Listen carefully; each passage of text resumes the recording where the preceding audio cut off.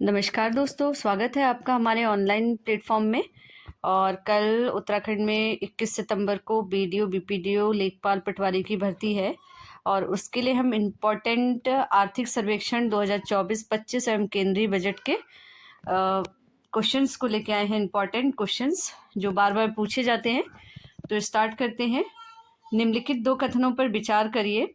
वित्तीय वर्ष 2025-26 के केंद्रीय बजट की थीम सबका विकास रखी गई है और वित्त मंत्री निर्मला सीतारमण ने वर्ष 2025 में अपना लगातार छठा केंद्रीय बजट प्रस्तुत किया, जिससे उन्होंने मोरारजी देसाई के रिकॉर्ड की बराबरी की है।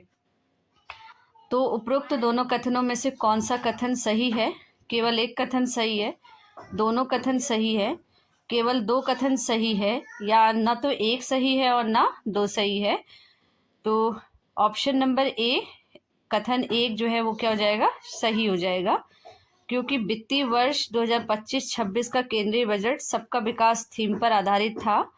कथन दो गलत है, क्योंकि वित्त मंत्री निर्मला सीतारमण ने 2025 में लगातार 8वां केंद्रीय बजट एक अंतरिम बजट सहित प्रस्तुत किया, जिससे उन्होंने मोरारजी देसाई के 6 लगातार बजट के रिकॉर्ड को पार कर दिया है, ना कि सिर्फ बराबरी की है। ठीक है, तो निर्मला सीतारमण ने क्या करा है? मोरारजी देसाई ने 6 बार बजट को प्रस्तुत किया था और इन्होंने 8 बार 2025 में अपना 8वां केंद्रीय बजट प्रस्तुत किया है। तो इन्होंने क्या कर दिया है? ये मोरारजी देसाई के बजट से आगे निकल चुकी हैं। ठीक है, केंद्रीय बजट 2025-26 में सरकार का कुल व्यय कितना प्रस्तावित किया गया था? 47,16,487 करोड़, 48,20,512 करोड़, 50,65,345 करोड़, 39,44,255 करोड़। तो ऑप्शन नंबर सी जो है वो सही हो जाएगा। 2025-26 में सरकार का कुल व्यय जो है 50,65,345 करोड़ रुपए है। तो वित्तीय वर्ष 2025-26 में केंद्रीय बजट में सरकार का कुल व्यय 50,65,345 करोड़ प्रस्तावित किया गया है और 2024-25 के संशोधित अनुमान 47,16,487 करोड़ से 23,48,858 करोड़ क्या है? अधिक है। और इस कुल व्यय में 39,44,255 करोड़ राजस्व खाते में तथा 211,21,090 करोड़ पूंजी खाते व्यय के रूप में प्रस्तावित है। क्वेश्चन नंबर 3 हो जाएगा। केंद्रीय बजट 2025-26 के अनुसार 2025-26 में राजकोषीय घाटा की अनुमानित राशि 15,68,936 करोड़ है, जो जीडीपी का 4.4% है। 2025-26 में प्राथमिक घाटा जीडीपी का 0.8% अनुमानित है। उपरोक्त में से कौन सा कथन सही है? केवल एक कथन सही है, केवल दो कथन सही है, दोनों कथन सही हैं, कोई भी कथन सही नहीं है। तो ऑप्शन नंबर सी जो है और सही हो जाएगा, दोनों कथन सही है। कथन एक, बजट दस्तावेज के अनुसार 2025-26 के बजट के अनुमान में राजकोषीय घाटा 15,68,936 करोड़ तय किया गया है, जो जीडीपी का 4.4% है। कथन दो, प्राथमिक घाटा जो राजकोषीय घाटे से ब्याज व्यय घटाकर निकाला है 2025-26 में जीडीपी का 0.8% है, 2,92,598 करोड़, और यह 2024-25 की संशोधित योजनाओं की तुलना में बेहतर स्थिति में है। आर्थिक समीक्षा 2024-25 की प्रस्तावना के अनुसार भारत में गैर विनिमय को किस उद्देश्य के लिए एक प्रमुख कारक के रूप में प्रस्तुत किया गया है? विदेशी मुद्रा भंडार को बढ़ाने के लिए, अनावश्यक सरकारी हस्तक्षेपों को कम, कार्यशीलता को प्रोत्साहन के लिए, आर्थिक समृद्धि और आर्थिक स्थिरता को बढ़ावा देने के लिए, क्षेत्रीय असमानताओं को दूर कर सेवा क्षेत्र में निवेश आकर्षित करने के लिए। तो ऑप्शन नंबर सी जो है सही हो जाएगा, आर्थिक समृद्धि और आर्थिक स्थिरता को बढ़ावा देने के लिए। केंद्रीय बजट 2025-26 के संदर्भ में निम्नलिखित में से रुपया कहाँ से आता है को उनके योगदान के आधार पर घटते क्रम में लगाइए। आय कर, उधार और अन्य देनदारियों से, निगम कर, जीएसटी कर। तो 2143 1234 2413 4213। तो ऑप्शन नंबर ए जो है सही हो जाएगा। सबसे पहले उधार एवं अन्य देनदारियों से, फिर आयकर से, फिर जीएसटी एवं अन्य कर से, फिर निगम कर से।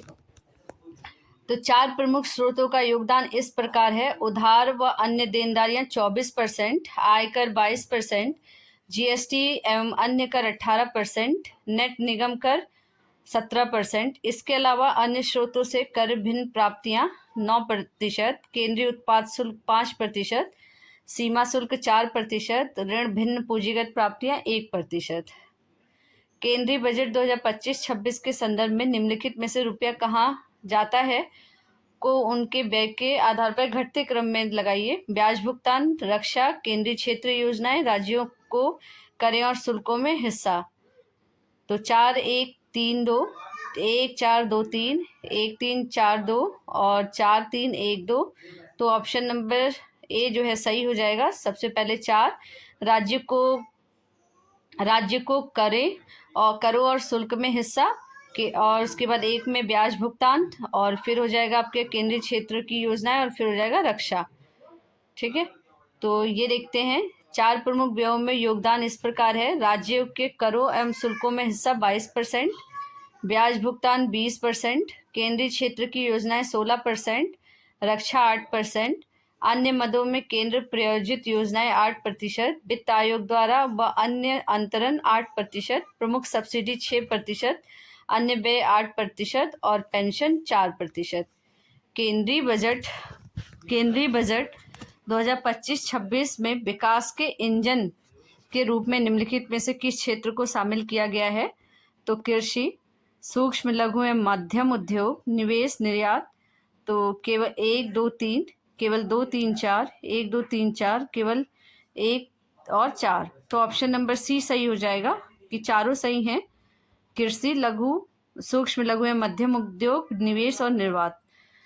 ठीक है, तो केंद्रीय बजट 2025-26 में जिन 4 क्षेत्रों के विकास के इंजन के रूप में दर्शाया गया वह है कृषि, सूक्ष्म लघु एवं मध्यम एमएसएमई उद्यम, निवेश और निर्यात। इन चारों को मिलाकर सरकार ने देश के समग्र आर्थिक विकास के प्रमुख स्तंभ के रूप में प्रस्तुत किया है, ग्रोथ ड्राइवर्स के रूप में। ठीक है, ड्राइवर्स के रूप में।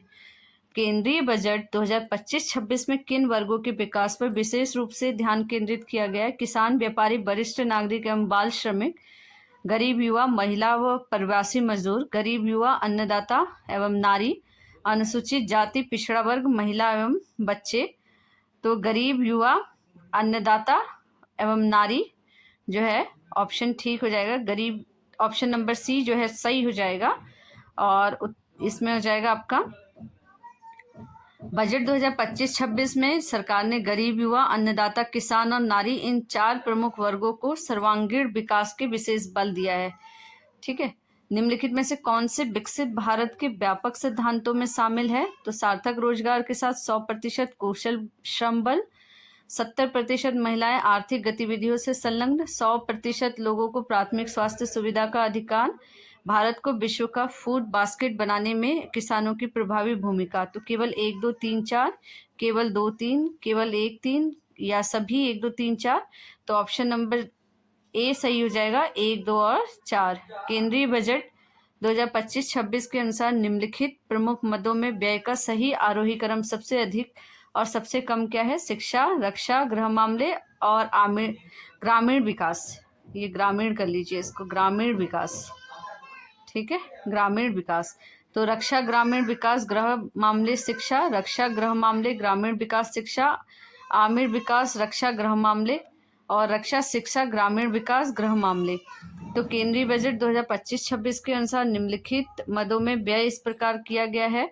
ग्रामीण विकास में 2,66,816, रक्षा में 4,91,732 और गृह मामले में 2,33,211 और शिक्षा में 1,28,650। इनके अतिरिक्त अन्य महत्वपूर्ण जो व्यय मद हैं उनके आंकड़े: कृषि और संबंध गतिविधियां 1,71,437, स्वास्थ्य 98,311 और शहरी विकास में 96,777, IT और दूरसंचार 95,298, ऊर्जा 81,174, वाणिज्य और उद्योग 65,553, समाज कल्याण 60,052 और वैज्ञानिक विज्ञान 55,679। उसके बाद क्वेश्चन नंबर 11 हो जाएगा, प्रधानमंत्री धन धान्य कृषि योजना कृषि जिला विकास कार्यक्रम के संदर्भ में निम्नलिखित कथनों पर विचार कीजिए। यह योजना आकांक्षी जिलों की सफलता से प्रेरित होकर शुरू की गई है और कम उत्पादकता, मध्यम फसल तीव्रता एवं औसत से कम ऋण मापदंडों वाले 100 जिलों को लक्षित करती है। इस योजना के अंतर्गत केवल अल्पकालीन ऋण की सुविधा दी जाती है, दीर्घकालीन ऋण इसमें शामिल नहीं है। कथन 1 सही है, कथन 2 सही है, दोनों सही है या दोनों सही नहीं है। तो ऑप्शन नंबर ए सही हो जाएगा, कथन 1 सही है और कथन 2 क्या हो जाएगा, गलत हो जाएगा। उसके बाद देखिए, निम्नलिखित कथनों पर विचार कीजिए। बहुक्षेत्रीय ग्रामीण समृद्धि और लचीलापन कार्यक्रम उद्देश्य कृषि क्षेत्र में अल्प रोजगार की समस्या को दूर करना है, जिसके लिए कौशल निवेश और प्रौद्योगिकी के माध्यम से ग्रामीण अर्थव्यवस्था को सशक्त किया जाएगा। इस कार्यक्रम के तहत प्रारंभिक चरण में 200 आकांक्षी जिलों को शामिल किया जाएगा, जिनमें विशेष ध्यान ग्रामीण महिलाओं और भूमिहीन परिवारों पर केंद्रित होगा। उपरोक्त में से कौन सा कथन सही है? 1 सही है, 2 सही है, दोनों सही है, ना तो 1 सही है ना 2 सही है। तो ऑप्शन नंबर ए सही हो जाएगा, कथन 1 सही है। दालों के मामले में आत्मनिर्भरता हासिल करने के लिए शुरू किए गए मिशन के संदर्भ में निम्नलिखित कथनों पर विचार करें। इस मिशन के अंतर्गत अरहर, उड़द और मूंग की दालों की असीमित खरीद केंद्र सरकार द्वारा की जाएगी, बशर्ते है कि किसान NAFED तथा NCCF के साथ पंजीकरण कर समझौता करे। इस मिशन का उद्देश्य जलवायु अनुकूल बीजों का विकास, उत्पादकता में वृद्धि तथा किसानों को लाभकारी मूल्य सुनिश्चित कराना है। केवल 1 सही है, केवल 2 सही है, 1 और 2 दोनों सही हैं, ना 1 सही है ना 2 सही है। तो ये हो जाएगा, तो ऑप्शन नंबर 1 और 2 दोनों सही हो जाएगा। दालों के मामले में आत्मनिर्भरता हासिल करने का कुल 6 वर्षों की अवधि के लिए प्रारंभ किया गया है और ये मिशन कुल मुख्य रूप से अरहर, उड़द और मसूर जैसी दालों पर केंद्रित है। इसके तहत अगले 4 वर्षों तक केंद्र सरकार की एजेंसियां NAFED और NCCF पंजीकृत किसानों से असीमित मात्रा में इन दालों को खरीद करेगी, बशर्ते कि वे एजेंसियों के साथ समझौते में क्या हो, शामिल हो। और इस मिशन का व्यापक उद्देश्य जलवायु अनुकूल बीजों का विकास, प्रोटीन की उपलब्धता को बढ़ाना, उत्पादकता में वृद्धि करना, फसल कटाई के बाद भंडारण और प्रबंधन में सुधार लाना तथा अंततः किसानों को लाभकारी मूल्य सुनिश्चित करना। केंद्र सरकार द्वारा शुरू किया गया 5 वर्षीय कपास मिशन मुख्य रूप से किस उद्देश्य को पूरा करने हेतु है? कपास निर्यात को प्रोत्साहित करने के लिए विशेष आर्थिक जोन की स्थापना, किसानों को न्यूनतम समर्थन मूल्य की गारंटी सुनिश्चित करने हेतु, कपास की खेती और उत्पादकता, संधारणीयता और उच्च गुणवत्ता वाली किस्मों को बढ़ावा देना, घरेलू कपड़ा उद्योग में कृषि रेशों की ओर स्थानांतरित करने के लिए। तो ऑप्शन नंबर सी सही हो जाएगा कि 5 वर्षीय कपास मिशन का उद्देश्य कपास की खेती में उत्पादकता और संधारणीयता में सुधार करना है, विशेषकर अतिरिक्त लंबे स्टेपल कपास के किस्मों को बढ़ावा देना। यह मिशन एसेट दृष्टिकोण फार्म से फाइबर, फाइबर से फैक्ट्री और फैक्ट्री से फैशन और फैशन से विदेश के साथ कपड़ा क्षेत्र में संपूर्ण मूल्य श्रृंखला को सशक्त बनाता है। निम्नलिखित कथनों पर विचार कीजिए। भारत के अन्य आर्थिक क्षेत्र, एक्सक्लूसिव इकोनॉमिक जोन और उच्च समुद्री क्षेत्रों से मत्स्य उत्पादन के सतत दोहन हेतु अंडमान निकोबार और लक्षद्वीप द्वीप समूह को प्राथमिकता दी जा रही है। भारत मत्स्य उत्पादन एवं जलीय कृषि के क्षेत्र में विश्व के 3रे स्थान पर है। तो केवल कथन 1 सत्य है, 2 सत्य है, दोनों सत्य है या दोनों कथन असत्य है। तो ऑप्शन नंबर ए जो है सही हो जाएगा, ऑप्शन 1 सत्य है। भारत के अनन्य आर्थिक क्षेत्र और उच्च समुद्री क्षेत्रों से मत्स्य उत्पादन के सतत दोहन हेतु अंडमान निकोबार और लक्षद्वीप समूह को प्राथमिकता दी जा रही है। संशोधित ब्याज अनुदान योजना के तहत किसान क्रेडिट कार्ड की ऋण सीमा कितनी कर दी गई है? 2 लाख, 25 लाख, 23 लाख, 7.5 लाख। तो ऑप्शन नंबर जो है सी सही हो जाएगा, 25 लाख। संशोधित ब्याज अनुदान योजना के तहत किसान क्रेडिट कार्ड के माध्यम से ऋण सीमा को 13 लाख से बढ़ाकर 25 लाख किया जाएगा। जिसमें 7.5 करोड़ किसान, मछुआरे और डेयरी किसान अल्पकालिक ऋण की सुविधा की लाभ उठा सकेंगे। निम्नलिखित में से किस स्थान पर नवीनतम यूरिया संयंत्र की स्थापना की गई है? सिंदरी, बरौनी, नामरूप, तलचर। तो ऑप्शन नंबर सी सही हो जाएगा, नामरूप। भारत सरकार द्वारा यूरिया उत्पादन को बढ़ावा देने के लिए 5 पुराने संयंत्रों को पुनर्जीवित किया जा रहा है। सिंदरी झारखंड, बरौनी बिहार, गोरखपुर उत्तर प्रदेश, रामगुंडम तेलंगाना और तलबर ओडिशा। 2025-26 के केंद्रीय बजट में मखाना बोर्ड की स्थापना की घोषणा किस राज्य के लिए की गई? उत्तर प्रदेश, बिहार, पश्चिम बंगाल, असम। तो हो जाएगा ऑप्शन नंबर बी, बिहार। निम्नलिखित में से कौन से कवच एमएसएमई सूक्ष्म लघु एवं मध्यम उद्यम के 2025-26 के बजट में संशोधित वर्गीकरण मापदंडों से संबंधित है? संशोधित वर्गीकरण के सूक्ष्म उद्यम की परिभाषा 2.5 करोड़ निवेश और 10 करोड़ टर्नओवर तक निर्धारित की गई है। लघु उद्यम के लिए संशोधित सीमा 25 करोड़ निवेश और 100 करोड़ टर्नओवर तक। मध्यम उद्यम की नई परिभाषा के अंतर्गत अधिकतम 125 करोड़ निवेश और 500 करोड़ टर्नओवर की सीमा रखी गई है।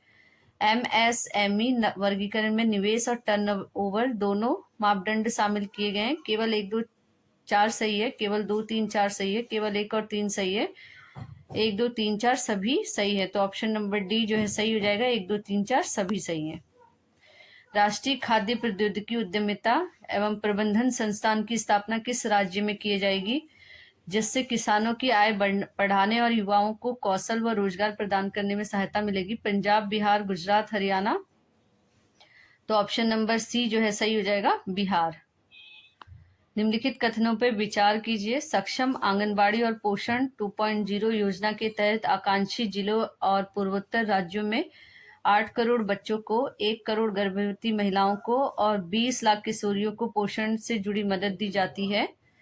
और भारत नेट परियोजना के अंतर्गत देश के सभी ग्रामीण सरकारी माध्यमिक विद्यालय और प्राथमिक स्वास्थ्य केंद्रों को 9 डबेक कनेक्टिविटी दी जाती है। और भारतीय भाषा पुस्तक योजना के तहत स्कूलों और उच्चतर शिक्षा के लिए विभिन्न भारतीय भाषाओं में डिजिटल किताबें उपलब्ध कराई जाती है। उपरोक्त में कौन सा कथन सही है? 1 और 2, 1 और 3, 2 और 3 और 1, 2, 3 तीनों सही हैं। तो ऑप्शन नंबर डी जो है क्या हो जाएगा? सही हो जाएगा, 1, 2, 3 सही है। निम्नलिखित कथनों पर विचार करें। वर्ष 2025-26 में 200 जिला अस्पतालों में डे केवा कैंसर सेंटर स्थापित किए जाएंगे। पीएम स्वनिधि योजना के तहत स्ट्रीट वोटरों को 50,000 तक ब्याज मुक्त ऋण देने की घोषणा की गई है। उपरोक्त में से कौन से कथन सही हैं? 1 और दोनों, केवल 2, ना तो 1 ना तो 2। तो ऑप्शन नंबर ए सही हो जाएगा, केवल 1 सही है, फर्स्ट वाला। निम्नलिखित कथनों पर विचार कीजिए। केंद्र सरकार ने संपत्ति मुद्रीकरण योजना के दूसरे चरण के तहत 2025 से 30 की अवधि में 10 लाख करोड़ रुपए की पूंजी जुटाने का लक्ष्य रखा है। अवसंरचना विकास हेतु राज्यों को 50 वर्षों की अवधि के लिए 1.5 लाख करोड़ रुपए का ब्याज मुक्त ऋण प्रदान किया जाएगा। सभी अवसंरचना मंत्रालय को पीपीपी मोड के लिए 3 वर्ष की परियोजना पाइपलाइन तैयार करनी होगी। उपरोक्त में से कौन से कथन सही हैं? 1 और 2, 2 और 3, 1 और 3, 1, 2, 3। तो ऑप्शन नंबर डी सही हो जाएगा, 1, 2, 3 तीनों सही हैं। केंद्रीय बजट 2025-26 में अर्बन चैलेंज फंड की स्थापना कितने रुपए फंड से की गई है? तो हो जाएगा 50 करोड़, 50,000 करोड़, 75,000 करोड़, 1 लाख करोड़, 125 लाख करोड़ रुपए। तो ऑप्शन नंबर सी हो जाएगा, 1 लाख करोड़ रुपए।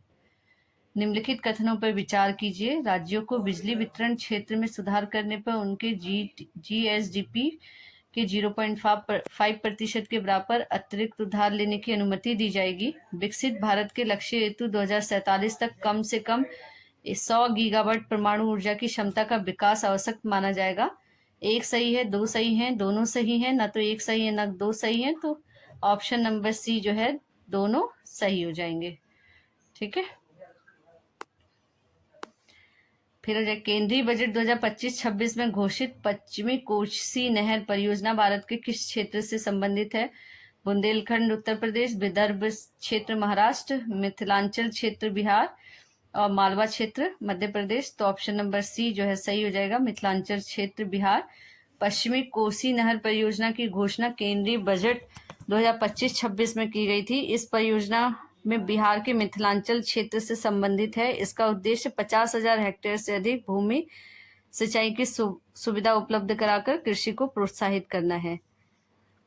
क्वेश्चन नंबर 27, विकसित भारत के लिए परमाणु ऊर्जा मिशन के तहत 2033 तक कौन से रिएक्टरों को स्वदेशी रूप से विकसित कर चालू करने का लक्ष्य रखा गया है? Fast breeder reactor, high temperature gas reactor, small modular reactor, thorium आधारित रिएक्टर। तो हो जाएगा स्मॉल मॉड्यूलर रिएक्टर। परमाणु ऊर्जा मिशन के अंतर्गत भारत ने वर्ष 2033 तक कम से कम 5 स्वदेशी रूप से विकसित स्मॉल मॉड्यूलर रिएक्टर चालू करने का लक्ष्य रखा है। यह मिशन अनुसंधान एवं विकास को बढ़ावा देने के उद्देश्य से प्रारंभ किया जाएगा। समुद्री उद्योग के लिए 25,000 करोड़ रुपए जिस कोष की स्थापना की जाएगी उसमें सरकार का अधिकतम कितना प्रतिशत योगदान है? 100, 49, 74, 25। तो ये हो जाएगा ऑप्शन नंबर सी 49%। संशोधित उड़ान क्षेत्रीय कनेक्टिविटी योजना के तहत कितने नए गंतव्यों को जोड़े जाने का लक्ष्य रखा गया है? 60, 100, 85, 120। तो ऑप्शन नंबर डी सही हो जाएगा 120।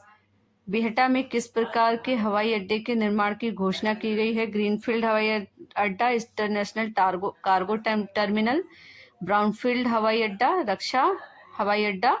तो ऑप्शन नंबर सी हो जाएगा ब्राउनफील्ड हवाई अड्डा। बिहटा में ब्राउनफील्ड हवाई अड्डा। बिहार में हवाई अड्डा संपर्क को बेहतर बनाने हेतु बिहटा में एक ब्राउनफील्ड हवाई अड्डा विकसित किया जाएगा, जबकि पटना हवाई अड्डे का विस्तार भी किया जाएगा। 2025-26 में केंद्रीय बजट में रोजगार आधारित विकास के लिए पर्यटन को बढ़ावा देने के लिए कौन सा प्रमुख कदम प्रस्तावित किया गया है? सभी राज्यों को निःशुल्क वीजा सुविधा शुरू करना, भारत में 50 शीर्ष पर्यटन स्थल का राज्यों के साथ साझेदारी में विकास करना, निजी क्षेत्र को पर्यटन स्थल आवंटित करना, केवल धार्मिक स्थलों पर पर्यटन केंद्रित करना। तो ऑप्शन नंबर बी सही हो जाएगा। भारत के 50 शीर्ष पर्यटन स्थलों में राज्यों के साथ साझेदारी में विकास करना क्या हो जाएगा? ऑप्शन नंबर बी सही हो जाएगा। SW स्वामी यानी कि SWAMIH यानी कि स्वामी योजना का उद्देश्य क्या है? खनन क्षेत्र में अपशिष्ट प्रबंधन, पर्यटन स्थलों का विकास, किफायती और मध्यम आय वर्ग के लिए आवास परियोजनाओं को पूरा करना, चिकित्सा पर्यटन को बढ़ावा देना। तो स्वामी जो योजना है ये किफायती और मध्यम आय वर्ग के लिए आवास परियोजनाओं को पूरा करना। स्वामी का हो जाएगा special window for affordable and mid income housing fund एक सरकारी पहल है जिसका उद्देश्य किफायती और मध्यम आय वर्गों के लिए रुकी हुई आवासीय परियोजनाओं को वित्तीय सहायता देकर पूरा करना है। बजट 2025-26 में इसके तहत 40,000 आवास इकाइयों को वर्ष 2025 में पूर्ण किए जाने की घोषणा की गई है। निम्नलिखित कथनों पर विचार कीजिए। भारत में दूसरा जीन बैंक स्थापित किया जाएगा जिसमें से 10 लाख जर्मप्लाज्म लाइनें संरक्षित की जाएंगी ताकि भविष्य में खाद्य और पोषण सुरक्षा निश्चित की जा सके। भारत का पहला जीन बैंक 2001 में हैदराबाद में स्थित अंतर्राष्ट्रीय फल अनुसंधान संस्थान ICRI SAT द्वारा स्थापित किया गया है। केवल एक सही है, दो सही है, दोनों कथन सही हैं, दोनों कथन गलत है, तो केवल एक सही है, फर्स्ट वाला। Deep tank fund of funds का उद्देश्य क्या है? रक्षा अनुसंधान, निजी निवेश को बढ़ावा देना, ग्रामीण क्षेत्र में तकनीकी प्रसार, अगली पीढ़ी स्टार्टअप को बढ़ावा देना, परंपरागत उद्योगों को आधुनिकीकरण के लिए वित्त पोषण करना। तो ऑप्शन नंबर सी सही हो जाएगा, अगली पीढ़ी के स्टार्टअप को बढ़ावा देना। डीप टैंक फंड्स का उद्देश्य क्या है? अगली पीढ़ी के स्टार्टअप को प्रोत्साहित करना, विशेषकर उन क्षेत्रों को जो गहन प्रौद्योगिकी डीप टेक्नोलॉजी पे आधारित हैं, जैसे artificial intelligence, quantum computing, space टैंक, बायोटैंक आदि। यह फंड निजी निवेश को प्रेरित कर अनुसंधान, नवाचार और तकनीकी उद्यमिता को सशक्त बनाता है। वैश्विक क्षमता केंद्रों ग्लोबल कैपेबिलिटी सेंटर्स GCC के लिए राष्ट्रीय फ्रेमवर्क किस प्रकार के शहरों को बढ़ावा देने के लिए है? मेट्रो शहरों के लिए, स्मार्ट शहरों के लिए, टीयर 1 शहरों के लिए, टीयर 2 शहरों के लिए, तो ऑप्शन नंबर डी सही हो जाएगा, टीयर 2 शहरों के लिए। भारत ट्रेनेड BTN क्या है? भारत सरकार की ई कॉमर्स पोर्टल, अंतर्राष्ट्रीय व्यापार होती एकीकृत डिजिटल सार्वजनिक अवसंरचना, कृषि उत्पादों के लिए ऑनलाइन विपणन मंच और विदेशी निवेश निगरानी तंत्र। तो ऑप्शन नंबर बी सही हो जाएगा, अंतर्राष्ट्रीय व्यापार हेतु एकीकृत डिजिटल सार्वजनिक अवसंरचना। केंद्रीय बजट 2025-26 में घोषित निर्यात संवर्धन मिशन निम्नलिखित में से किस मंत्रालय का एक संयुक्त मिशन है? वाणिज्य मंत्रालय, वित्त मंत्रालय, विदेश मंत्रालय, MSME मंत्रालय, विदेश मंत्रालय, उद्योग मंत्रालय, वाणिज्य मंत्रालय, MSME मंत्रालय और वित्त मंत्रालय, वित्त मंत्रालय, श्रम मंत्रालय और उद्योग मंत्रालय। तो ऑप्शन नंबर सी सही हो जाएगा, वाणिज्य मंत्रालय, MSME मंत्रालय और वित्त मंत्रालय। भारत ने 2024 में किन दो देशों के साथ द्विपक्षीय निवेश संधि पर हस्ताक्षर किए जो अभी लागू नहीं हुई है? रूस और फ्रांस, उज्बेकिस्तान और संयुक्त अरब अमीरात, जापान और ऑस्ट्रेलिया, चीन और कनाडा। तो ऑप्शन नंबर बी सही हो जाएगा, उज्बेकिस्तान और संयुक्त अरब अमीरात। केंद्रीय बजट 2025-26 के अनुसार संशोधित केंद्रीय KYC रजिस्ट्री कब शुरू की जाएगी? 2023 में, 24 में, 25 में, 26 में। तो ऑप्शन नंबर सी 2025 में। वित्तीय वर्ष 2025-26 के बजट में बीमा क्षेत्र में विदेशी प्रत्यक्ष निवेश की अधिकतम सीमा क्या निर्धारित की गई है? यदि कंपनी अपने संपूर्ण प्रीमियम का निवेश भारत में करती है 49, 90, 74, 100। तो ऑप्शन नंबर डी सही हो जाएगा, 100%। वित्त मंत्री द्वारा कर प्रशासन में कौन सी प्रतिबद्धता को दोहराया जाता है? पहले जांच फिर विश्वास, शून्य कर अनुपालन, पहले विश्वास बाद में जांच, सिर्फ डिजिटल कर संग्रह। तो पहले विश्वास बाद में जांच। वित्त मंत्री ने प्रशासन में करदाताओं के अनुकूल माहौल को सुनिश्चित करने के लिए पहले विश्वास बाद में जांच, ट्रस्ट फर्स्ट वेरीफाई लेटर की प्रतिबद्धता को फिर से दोहराया है। यह कर सुधारों का एक महत्वपूर्ण सिद्धांत है जिसके अनुपालन सरल और पारदर्शी बनाता है। लाइट टच विनियामक फ्रेमवर्क का उद्देश्य क्या है? कर संग्रह में वृद्धि करना, सरकारी नियंत्रण को सख्त करना, स्वनियमन को बढ़ावा देना और पुराने नियमों को अद्यतन करना, केवल वित्तीय क्षेत्रों के लिए नए टैक्स लागू करना। तो ऑप्शन नंबर सी जो है सही हो जाएगा, लाइट टच विनियामक फ्रेमवर्क का प्रस्ताव पुराने कानून के तहत बने नियमों को अद्यतन करने के लिए किया गया है जिसमें स्वनियामक सेल्फ रेगुलेशन को प्राथमिकता दी गई है। इसका उद्देश्य एक आधुनिक, लचीला, जन उपयोगी और विश्वास आधारित विनियामक तंत्र बनाना है जो 21वीं सदी में उपयुक्त हो। यह जन विश्वास अधिनियम 2023 के सिद्धांतों पर आधारित है। निम्नलिखित कथनों पर विचार कीजिए। घरेलू विनिर्माण को बढ़ावा देने के लिए cobalt powder, lithium iron battery, scrap और जस्ता जैसे महत्वपूर्ण खनिजों पर बुनियादी सीमा शुल्क से छूट प्रदान की गई है। तकनीकी वस्त्रों के क्षेत्र में निवेश को प्रोत्साहित करने हेतु सटल रहित करगों में 3 प्रकार के पूरी तरह से छूट प्राप्त वस्त्र मशीनरी की सूची में शामिल किया गया है। उपरोक्त में से कौन सा कथन सही है? केवल एक, दोनों कथन सही है, केवल 2 सही है, कोई भी कथन सही नहीं है। तो ऑप्शन नंबर ए सही हो जाएगा, केवल 1 सही है। निम्नलिखित कथनों पर विचार कीजिए। वैश्विक समुद्री खाद्य भारत की प्रतिस्पर्धात्मकता बढ़ाने में के उद्देश्य से फ्रोजन फिश पेस्ट सुरीमी का मूल सीमा शुल्क बेसिक कस्टम ड्यूटी BCD को 30% से घटाकर 5% करने का प्रस्ताव किया गया है। रेलवे से जुड़ी वस्तुओं के लिए मरम्मत, रखरखाव और संचालन को बढ़ावा देने हेतु विदेशों में उत्पादित वस्तुओं का निर्यात की समय सीमा 6 महीने से घटाकर 3 महीने कर दी गई है। नीचे दिए गए कूट में सही उत्तर का चयन कीजिए। केवल कथन 1 सही है, केवल कथन 2 सही है, दोनों कथन सही हैं, दोनों कथन गलत है। तो ऑप्शन नंबर ए जो है सही हो जाएगा, केवल कथन 1 सही है। वैश्विक समुद्री खाद्य बाजार में भारत की स्पर्धात्मकता बढ़ाने के उद्देश्य से फ्रोजन फिश फेस्ट सुरीमी पर मूल सीमा शुल्क BCD को 30% से घटाकर 5% करने का प्रस्ताव किया गया है और इसकी जो अवधि है 6 महीने से बढ़ाकर 1 वर्ष कर दी गई है, घटाई नहीं गई है। ठीक है, केंद्रीय बजट 2025-26 में प्रत्यक्ष कर व्यवस्था से संबंधित निम्नलिखित कथनों पर विचार करें।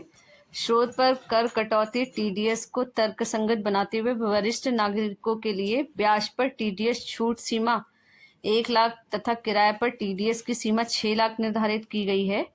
आरबीआई को उदारीकृत धन प्रेषण योजना के तहत प्रेषण का ऋण एकत्र करने की सीमा 27 लाख से घटाकर 25 लाख कर दी गई है। करदाताओं को स्वैच्छिक अनुपालन हेतु अद्यतन रिटर्न दाखिल करने की समय सीमा अब 2 वर्ष से बढ़ाकर 4 वर्ष कर दी गई है। कथन 1 और 2 दोनों सही है। कथन 1 और 3 सही है। केवल कथन 2 और 3 सही है। सभी कथन सही हैं। तो ऑप्शन नंबर बी जो है सही हो जाएगा। कथन 1 और 3 सही है। कथन 1 और कथन 3 क्या है? सही है। निम्नलिखित कथनों पर विचार कीजिए। केंद्र सरकार ने स्टार्टअप्स को प्रोत्साहित करने के उद्देश्य से अब 1 अप्रैल 2030 से पहले निगमित होने वाले स्टार्टअप्स को लाभ के लिए पात्र माना है और संरचना क्षेत्र को सावरेन धन निधियों और पेंशन निधियों के निवेश हेतु अनुमत समयावधि को 5 वर्षों तक बढ़ा दिया है।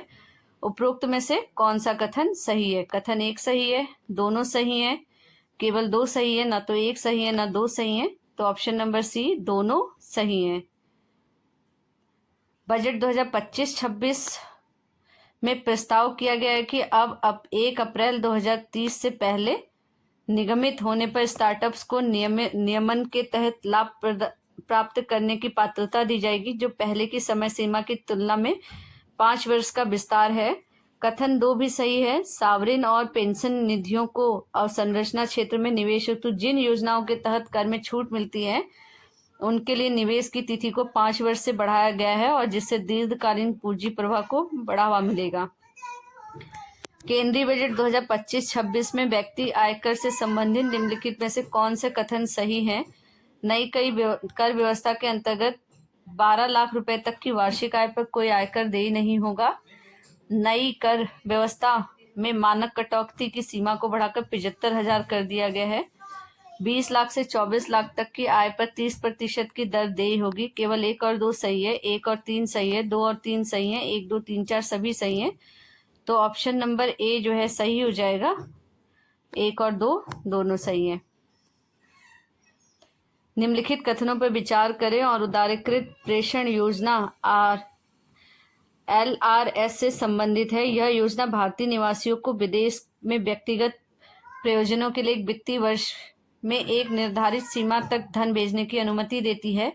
यह योजना भारतीय रिजर्व बैंक द्वारा 2004 में प्रारंभ की गई थी। केवल कथन 1 सही है, दोनों 2 सही हैं, दोनों कथन सही हैं, दोनों कथन गलत है। तो ऑप्शन नंबर सी सही हो जाएगा। दोनों कथन सही है।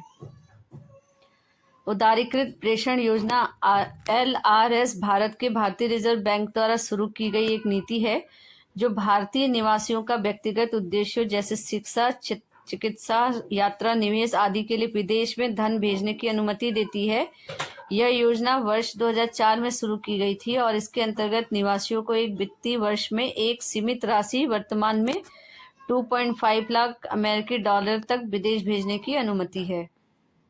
छोटे मॉड्यूलर रिएक्टर के संदर्भ में निम्नलिखित में से कौन सा कथन सही है? ये परंपरागत परमाणु रिएक्टरों की तुलना में अधिक रेडियोधर्मी अपशिष्ट उत्पन्न करते हैं। SMRS की विद्युत उत्पादन क्षमता सामान्यतः 300 मेगावाट प्रति यूनिट से अधिक होती है। SMRS मुख्यतः जीवाश्म ईंधन आधारित ऊर्जा उत्पादन के लिए विकसित किए गए हैं। SMRS उन्नत परमाणु रिएक्टर होते हैं जिनकी विद्युत उत्पादन क्षमता लगभग 300 मेगावाट प्रति यूनिट तक सीमित होती है। तो ऑप्शन नंबर डी सही हो जाएगा। SMRS उन्नत परमाणु रिएक्टर होते हैं जिनकी विद्युत उत्पादन क्षमता 300 मेगावाट प्रति यूनिट से तक सीमित होती है। Question number 50, wet blue leather के संदर्भ में निम्न में से कौन सा कथन सही है?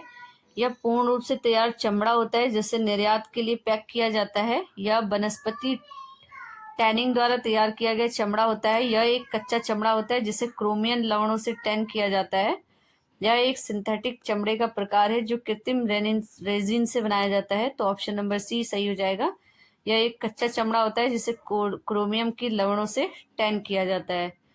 बेड ब्लू लेदर उस चमड़े को कहा जाता है जिसमें क्रोमियम सल्फेट या अन्य क्रोमियम लवड़ों का उपयोग करके टैन किया गया होता है। इस प्रक्रिया में चमड़े से बाल हटाए जाते हैं और फिर उसे क्रोम टैनिंग के बाद एक हल्के नीले रंग से प्राप्त किया जाता है। और ये पूरी तरीके से चमड़ा नहीं होता है, बल्कि आगे की प्रोसेसिंग जैसे फिनिशिंग के लिए तैयार एक मध्यवर्ती अवस्था होती है। तो आज हमने करंट के इम्पॉर्टेंट क्वेश्चंस को देखा जो एग्जाम में बार बार पूछे जाते हैं। आज के लिए इतना ही। धन्यवाद।